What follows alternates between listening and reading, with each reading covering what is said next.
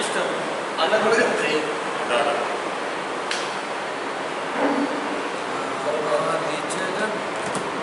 నేను సింగిల్ చేసి media group లేదు సింగిల్ వాడుకుంటారు వాడుకుంటారు నీకు వస్తుందా నీకు మెసేజ్ వస్తుందా ఫీడ్ సింగిల్ చేసి నేను వేస్తాను వాళ్ళకి వేస్తాను ఉంటారు కదా ఫుల్ ఉంటాయి.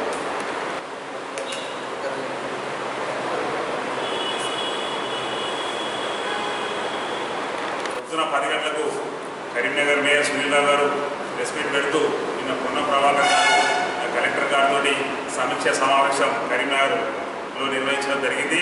దానికి సందర్భించి ఈరోజు సునీల్ రావు అవినీతి బయటపడతారనే ఉద్దేశంతోనే సునీల్ రావు ఎన్ని తప్పుడు పనులు చేసిననే విషయం బయటపడతారనే ఉద్దేశంతో ఈరోజు 12 ఏసీలు పెట్టి బ్రహ్మాండమైన బంగ్లా కట్టుకున్నటువంటి వ్యక్తి సునీల్ రావు కరీంనగర్లో 100 కోట్ల ఫండ్స్ వచ్చినా కానీ ఎక్కడైతే 30 ఫీట్లు లేకుండా ఎక్కడ కూడా ఈరోజు స్మార్ట్ సిటీలో రోడ్డు వేయద్దని నిబంధనలు ఉన్న అటువంటి ఎన్నో అంశాలను తొందరలోకి అటువంటి రోడ్లు వేసినటువంటి వ్యక్తి ఈరోజు సునీల్ రావు గారు.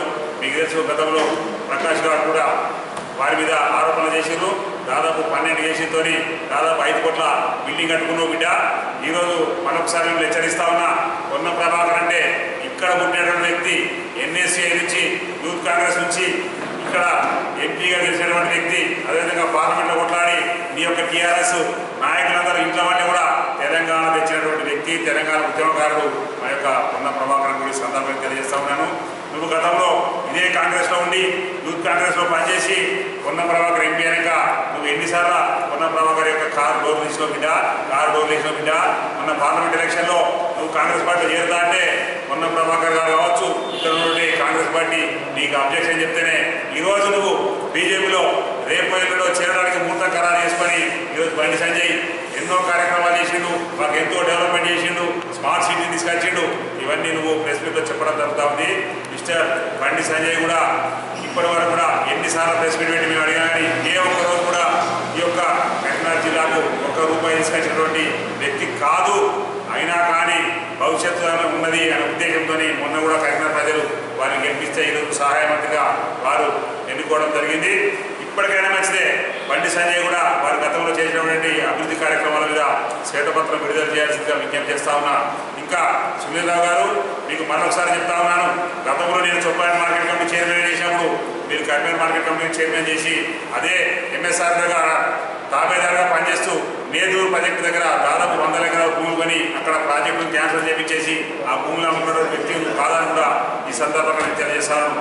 సునీల్ రావు అంటేనే అవినీతి అంటేనే సునీల్ రావు, కార్పొరేషన్ అంటేనే అన్ని కమిషన్ అంటేనే కరీంనగర్ కార్పొరేషన్గా ఈరోజు మార్చిన వ్యక్తులు కాదని కూడా సందర్భంగా తెలియజేస్తా ఉన్నాను.